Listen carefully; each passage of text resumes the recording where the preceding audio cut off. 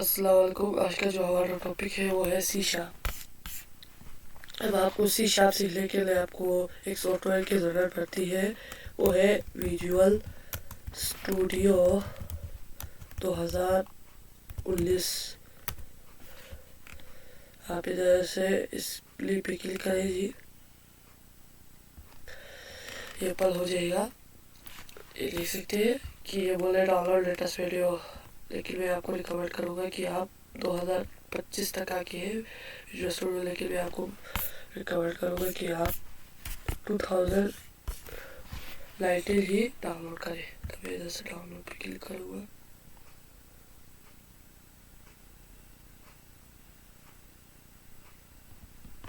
Download हो जाएगा।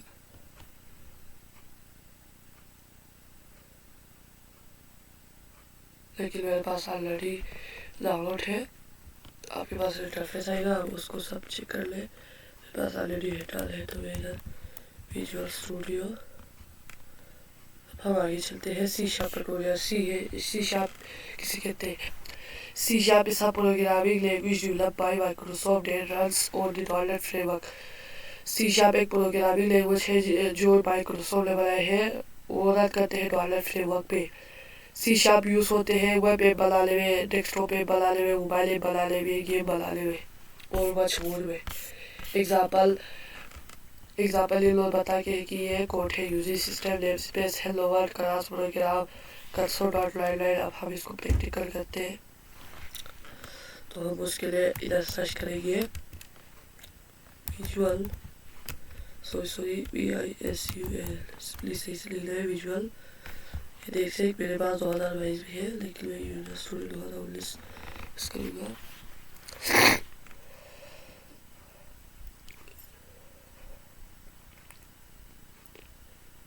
ये जी ओपन हो गया। अब हमने क्रिएट वाली प्रोजेक्ट पे क्लिक कर लें।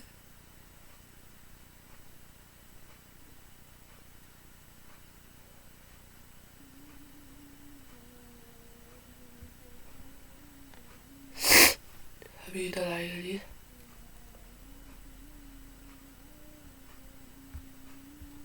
सुनिए लोड हो गया थोड़ा, ले ले।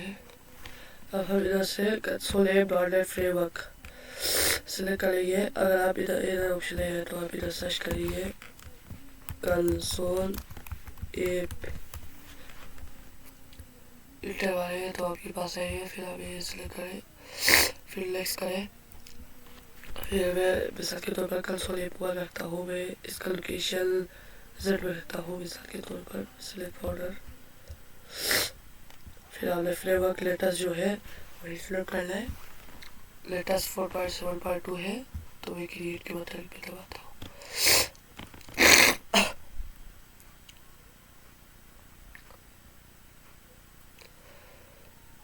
ये क्रिएट होने तक हम आगे जाते हैं। लोगों ने पता कि यूजी सिस्टम को यूज़ करो। लेयर स्पेस रखो हेलो वर्ल्ड का last program static void where string args console dot line hello world लिखो। तो हम इसको करते हैं, कॉपी करते हैं हम इसको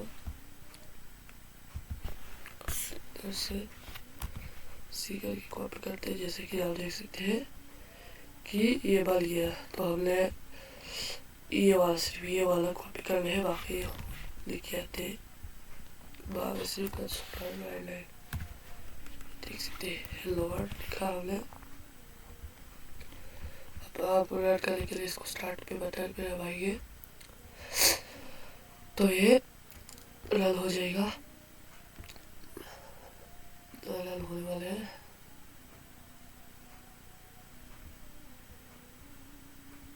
ओह सॉरी, इसमें एक और वो होते हैं जी, वो हमने नहीं लगाए हैं कंसोल डॉट रीड लाइन। इसको हमें लगाना पड़ते हैं, वरना ये खुल के नहीं रहते ना।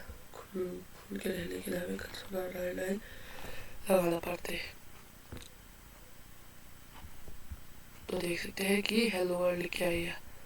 आप इधर कुछ भी लिख सकते हैं, जैसा मैं लिखता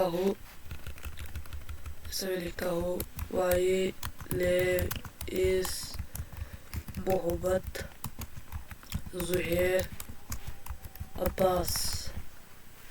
अब इसको कंट्रोल एस करके स्टार्ट करता हूँ, तो देख सकते हैं कि my name is Zuhair Abbas, Mohammad Zuhair Abbas लिखे आइए। अब हम आगे जाते हैं, अब सीधे सिंटैक्स में जाते हैं। In the previous chapter we created a C# file called program.cs। हमने बनाए हैं हेलो वर्ल्ड का अब ये लोग बता के कि यूजी system means that we can use classes from the system namespace. यूजी सिस्टम का वाले है कि हम क्लास को यूज कर रहे हैं सिस्टम के नेम स्पेस से। अब black line C# ignores white space, जो ब्लैक लाइन C# वो उसको इग्नोर करते हैं। जो नेम स्पेस होते हैं वो यूज होते हैं कोड को ऑर्गेनाइज करने में। मतलब ये मिसाल के तौर पर ये एक कंटेनर है, the curly bracket marks typically at of block of code. जो कर्ली ब्रेसेस होते हैं वो ब्लॉक ऑफ कोड होते हैं, जो क्लास है वो एक कंटेनर है जो रन करते हैं C# को। Another three data will appear in a C# program is the main method। जो मेन मेथड है वो कर्ली ब्रेसेस में एग्जीक्यूट होते हैं। अब लाइन नंबर 9 में बोलती है console is a class of the system. Console class है सिस्टम नेमस्पेस का, जो राइट करते हैं, राइट लाइन लिखते हैं हम। Method that is used to output print text, जैसे कि राइट लाइन यूज होते हैं, हम उसके अंदर जो भी लिखे इस मिसाल के तौर पर हमने इधर लिखा था my name is Mohammad Zuhair, बस ये प्रिंट करने में मदद देते हैं। If you omit the usage system like you would to write system.console.readline to print output text। अगर आप यूजेज सिस्टम इस्तेमाल करते हैं तो आप system.console.readline प्रिंट करने और आउटपुट करने के लिए होते हैं। तो हम C# आउटपुट पे जाते हैं आगे टॉपिक पे। To output values or print text in C# you can use the write line method। अगर आप C# में प्रिंट टेक्स्ट को प्रिंट करना चाहते हैं तो आप उसके लिए right line method console.writeline method लिखेंगे, जैसे कि मैंने आपको बताया है। अब आप इसमें console.writeline जितनी दफ़ा लिखेंगे ये लिखता जाएगा, लेकिन साथ में आपको console.readline भी लगाना ज़रूरी है, क्योंकि लिखते हैं। अगर हम ये कंसोल हम इसको कट करते हैं, हम इसको रखते ही नहीं है राइट लाइन को, ये थोड़ा हो गया कंट्रोल एस। अगर हम इसको ही बिठा देते हैं तो ये देखिए कि ये बंद हो जाएगा। ये देखिए बंद हो गया ना, इसके लिए ये बंद हो, ये हमें टेक्स्ट नहीं दिखाते, इसलिए हम console.readline लिखेंगे तो ये इधर डिस्प्ले होकर रहेगा। देखो hello what I am learning C# it is awesome. आगे जी, अब हम आगे जाते हैं C# कमेंट्स पे। C# कमेंट, अब C# कमेंट किस कहते हैं? Comment can be used to explain C# code and it make to be more readable. जो C# में सॉरी असली गला खराब है ना मेरा, मुझे बुखार आके 5-6 एक दिन होते हैं, इसकी वजह से थोड़ा तकलीफ हो रही है, फिर भी मैं आपको पढ़ा रहा हूँ। C# में कमेंट इसलिए यूज़ होते हैं, C# में कमेंट यूज़ होते हैं कि जो आपकी कोड है वो रीडेबल होने में आसानी हो, यानी दिखने में आसानी हो। अगर आप कमेंट में कुछ चीज़ लिखना चाहते हैं तो single line comment start with 2 forward slashes. Comment start होते हैं forward slashes, any text between 2 slash से ये बनते हैं। एग्जाम्पल लोग बता के है कि आप मिसाल के तौर पर इधर आप कुछ लिख सकते हैं, जैसे कि मैं इधर आता हूँ, हम इधर लिखते हैं this is my first code. जैसे कि हम ये इसको कमेंट में लिखे तो हमें आसानी हो जाएगा कि पढ़ने में कि ये हमारा पहला कोड है। समझ में आ गया जी। अब हम आगे जाते हैं C# वेरिएबल में। अब वेरिएबल क्या चीज़ है? Variable are container for storing data values. Variable एक कंटेनर है जो स्टोर करते हैं डेटा के वैल्यूज को। In C# there are different types of variable defined with different keywords. For example C# में वो टाइप के वेरिएबल होते हैं। इंट स्टोर इंटीजर, इंट मतलब हम उसमें 1 2 3 उस तरफ के नंबर वैल्यू पुट कर सकते हैं। डबल में आप फ्लोटिंग पॉइंट नंबर मतलब इस मिसाल के तौर पर 19.99 आप कर सकते हैं। Character store single character such as ARB, जो कैरेक्टर है वो आपके ARB वैल्यू स्टोर करने में होते हैं। जो स्ट्रिंग होते हैं वो स्टोर टेक्स्ट यानी कि सच एज हेलो वर्ड वो प्रिंट करने में मदद देते हैं। बोल जो store value with two state true और फास्ट में ये वैल्यू शो करते हैं। डिक्लेरेटरी क्रिएटिव वेरिएबल्स टाइप फिर वेरिएबल है फिर इक्वल टू वैल्यू, जैसे कि लोन बता के है स्ट्रिंग लेब जो हाल कंसोल डॉट लाइन लेब। ये देखिए अब इसको मिटाते हैं। अगर आप इस स्ट्रिंग लेब लिखेंगे तो जो हाल है अब कंसोल डॉट लाइन के अंदर हमने लेब लिखा, तो देख सकते हैं कि हम इसको स्टार्ट करते हैं तो देख सकते हैं जो हाल आ गया। आप इधर अगर आपने नंबर स्टोर कर ले तो इंट लेव equal to 12 console dot line लेव लिखो। ये देखो तो let's start.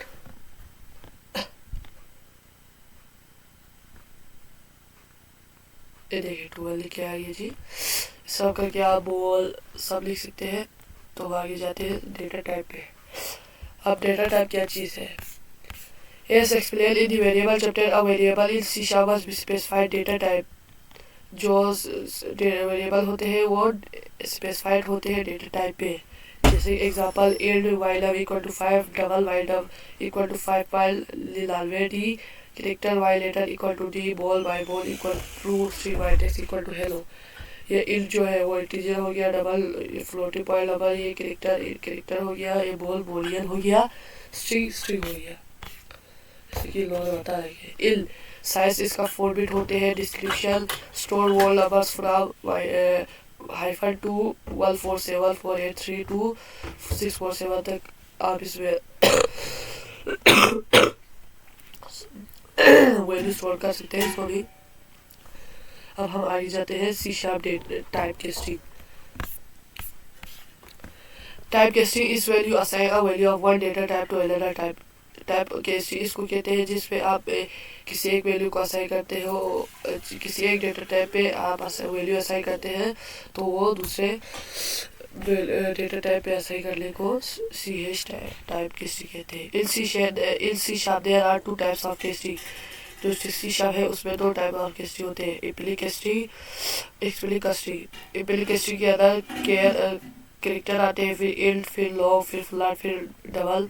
Explicit casting double फिर फ्लैट आते हैं, फिर लॉग फिर इंट फिर कैरेक्टर। हम आ जाते हैं C# यूजर इनपुट पे। You have already learned the console.writeLine is used to output print values।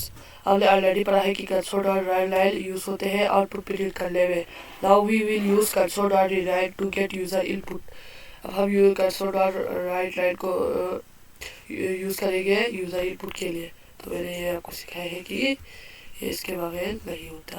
ये इसके बगैर वो जो लेक को एक होते हैं ना वो जो लगाए जो हम उसको लिखेंगे तो ये करेगा। तो इन लोगों ने बताया कि console.writeLine एंटर यूजर नेम फिर string user name equal to console.rewrite फिर console.rewrite यूजर नेम इस बार यूजर नेम कंट्रोल C। इसको कॉपी करते हैं। अब देखिए अब ये यूजर हमें पूछेगा कि आपका यूजर नेम क्या है। देख सकते हैं कि यूजर नेम क्या है उन्हें। तो मेरा नाम मोहम्मद ज़ुहैर है, मेरे यूज़र नेम ज़ुहैर। ये देखिए ये यूज़र हमसे पूछ रहा है कि हमारा यूज़र नेम क्या है, इसको हम यूज़र इनपुट कहते हैं। अब हम जाते हैं C# ऑपरेटर में। ऑपरेटर किस कहते हैं? Operator are use to perform operation और वेरिएबल एंड वैल्यूज। जो ऑपरेटर होते हैं वो यूज होते हैं ऑपरेशन को परफॉर्म करने में बिटवीन वेरिएबल और वैल्यूज में। In the example below we use the plus operator to add together two values। Example में उन्होंने बताया कि प्लस ऑपरेटर यूज़ करेंगे। जैसे कि ऑपरेटर्स इन सब इक्वल टू 100 प्लस 50 इन सब 2 सब 1 प्लस 250 इन सब 3 इक्वल टू सब 2 प्लस सब 2। जैसा कि लोगों ने बता के ऑपरेटर के कई किस्म होते हैं, एडिशन होते हैं, सब्ट्रैक्शन होते हैं, मल्टीप्लिकेशन होते हैं, डिवीजन, मॉड्यूलस, इंक्रीमेंट, डिक्रीमेंट। अब एडिशन के लिए plus X plus Y use होते हैं, सब्ट्रैक्शन के लिए माइनस, मल्टीप्लिकेशन के लिए जो मल्टीप्लाई होते हैं वो यूज़ होते हैं, डिवीजन के लिए स्लैश, मॉड्यूलस के लिए परसेंटेज, इंक्रीमेंट के लिए प्लस प्लस, डिक्रीमेंट के लिए माइनस माइनस। अब हम इसको प्रैक्टिकल करते हैं। जैसे कि हमारे पास है int apple equal to 100 plus 50 plus करो, ये है जी।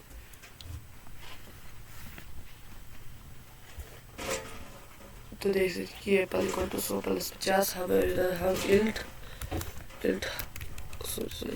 इंट सम 2 इक्वल टू 100 को मल्टीप्लाई करो 50 से। हम इसको स्टार्ट बता पे लगाएंगे। ओ सॉरी हमने ये कंसोल रीड लाइन नहीं लगाया था, ये है डॉट रीड लाइन, फिर हम इसमें कंसोल डॉट राइट लाइन, अगर आप क्लियर करने तो हम देना एप्पल को सिलेक्ट कीजिए। अब इसको आप इसको कॉपी कर लें, कंट्रोल सी इधर करें और इधर आप लिखे सम 2, देख सकते हैं। अब हम इसको स्टार्ट बटन पे क्लिक करते हैं तो ये आएगा, देखो 150 हो गया, 150 आ गया, 100 पे 50 प्लस किया तो 100 को 50 के साथ मल्टीप्लाई किया तो 5000 चला है। अब इसको माइनस भी कर सकते हैं, जैसे कि हम इसको माइनस करते हैं, इसको हम डिवाइड करते हैं, 100 को डिवाइड करते हैं 50 के साथ, तो हम स्टार्ट बटन पर क्लिक करते हैं, देख सकते हैं कि 50 आ गया और 2 आंसर आ गया। अब हम आगे जाते हैं सी शार्प मैथ पे। C# Math क्या चीज़ है? The C# Math class has many methods that allow you to perform mathematical tasks on number।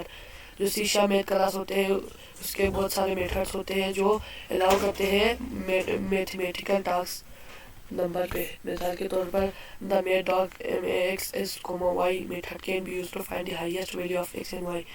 जो मेथ डॉट मैक्स होते हैं वो फाइंड करते हैं कि ये highest value of x and y का जो वैल्यू है वो फाइंड करते हैं।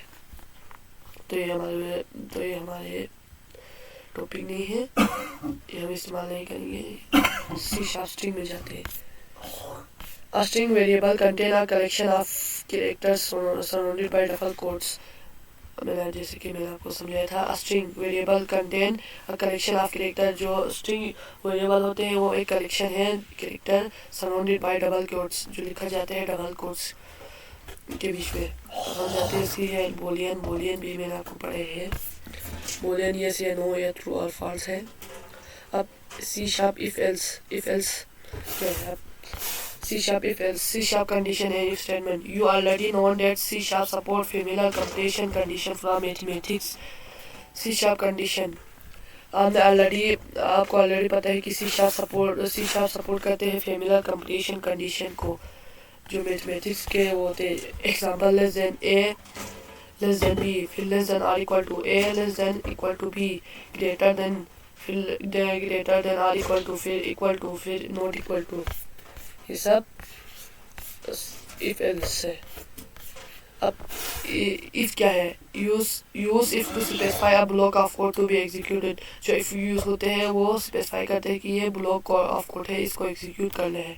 If a specify condition true, अगर कंडीशन ट्रू है तो यूज एल्स, जो एल्स है वो स्पेसिफाई करते हैं ब्लॉक ऑफ कोड को।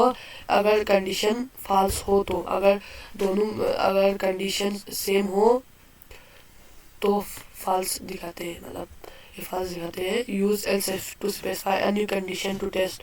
जो एल्स इफ होते हैं वो स्पेसिफाई करते हैं कि न्यू कंडीशन अप्लाई करो अगर फर्स्ट कंडीशन गलत हो तो। अब जो स्विच होते हैं वो many alternative block of code होते हैं एग्जीक्यूट करने के लिए। इफ स्टेटमेंट, इफ लिखने के लिए आप जो आप इफ लिखते हैं, एफ कैसे लिखते हैं आप, इफ लिखने के लिए आप इफ लिखेंगे फिर डबल टिक प्रेस करेंगे तो ट्रू आ गया जी। अब आप इसके अंदर कुछ हर कोड भी लिखेंगे तो ये जैसे कि उन्होंने बताया कि block of code to be executed if the condition is true, आप इसमें कोड भी लिख सकते हैं। तो हम आगे जाते हैं सी शार्प वाइल लूप में। अब वाइल लूप क्या है? Loops can execute a block of code as long as a specified condition is reached। Loop execute करते हैं ब्लॉक ऑफ कोड को जो लॉन्ग कोड रहते हैं या जो स्पेसिफाइड कंडीशन है उसे एग्जीक्यूट करते हैं। C sharp while loop, the while loop through a block of code as long as a specified condition is true। जो वाइल लूप होते हैं वो ब्लॉक ऑफ कोड है जो स्पेसिफाई करते हैं अगर ये कंडीशन ट्रू है तो। अब हम जाते हैं सी शार्प फॉर लूप पे। When you know exactly how many times you want to loop through a block of code, use the for loop instead of a while loop। ये बोला है कि अगर आप लूप को मेनी टाइम्स दिखाना चाहते हैं तो आपको while loop लिखने की ज़रूरत नहीं, आप फॉर स्टेटमेंट लिख सकते हैं, ये आपको बहुत आसानी देगी। C sharp breaks continue. You have already seen the break statement used in an earlier chapter of this tutorial। It was used to jump out of the switch statement। जो break statement होते हैं वो use होते हैं loop को jump कराने में। जैसे example jump out of the loop when i is equal to 4। जैसे कि i इक्वल टू 4 है, फिर लाइन ब्रेक करो, फिर console dot right line i print करो। अब हम आगे जाते हैं सी शार्प एरे पे। सी शार्प अब एरे क्या है? Create an array. Array are use to store multiple values in a single variable. जो एरे होते हैं वो यूज होते हैं मल्टीपल वैल्यूज को स्टोर करने में एक सिंगल वेरिएबल में। Instead of declaring separate variables for each value. To declare an array define the variable type with square bracket. Array define करने के लिए आप इस तरह लिख सकते हैं स्ट्रिंग, इसको मिटाते हैं इफ को, स्ट्रिंग, फिर उसके बाद आप इसके अंदर लिख सकते हैं जैसे कि हमारे पास कार है सिविक। और आपने इसके अंदर लिखना है कि स्ट्रिंग कार्स, और आप इन्हें लिखना है तो एरे लिखने हैं तो आप इसे इस तरह करके लिख सकते हैं स्ट्रिंग, फिर स्क्वायर ब्रैकेट, फिर कार्स, फिर इक्वल टू, फिर कर्ली ब्रैकेट, फिर उसके अंदर डबल कोटेशन के अंदर वो, फिर कोमा, फिर BMW, फिर फोर्ड, फिर मसा। अब अगर आप नंबर लिखना चाहते हैं तो इंट आते हैं, उसके बाद स्क्वायर ब्रैकेट, सॉरी उसके बाद स्क्वायर ब्रैकेट, फिर आते हैं VS इक्वल टू ब्रैकेट के अंदर 1, 2, 3 एक्सेट्रा ये लिख सकते हैं। जैसे कि उन्होंने बताया कि अगर आप इसको एक्सेस करना चाहते हैं तो आप उसके लिए कंसोल डॉट राइट लाइन, उसमें आप कार्स लिखेंगे। अब हम सेव इसके लिए VBS के लिए भी करते हैं, कंट्रोल C फिर कंट्रोल V, इधर हम VBS लिखते हैं, कंट्रोल S। अब हम इसको स्टार्ट करते हैं।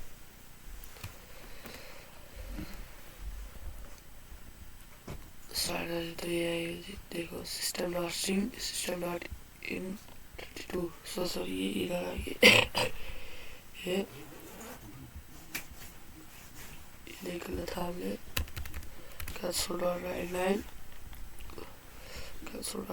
ओहो उसके बाद ये हमने नहीं लगा, ये मुझे भूल गया था।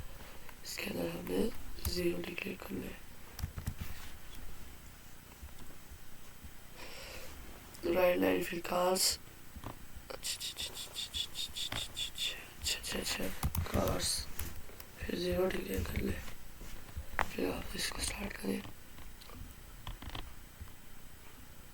ये देखिए वो लिख के आ गया। अगर आप इस पे 1 लिखेंगे तो BMW डिस्प्ले होगा।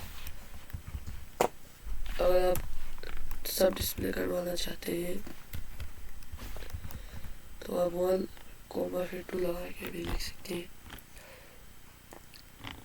देख सकते हैं 1 लिख के आया, 1 लिखा तो BMW लिख के आया। हम आगे जाते हैं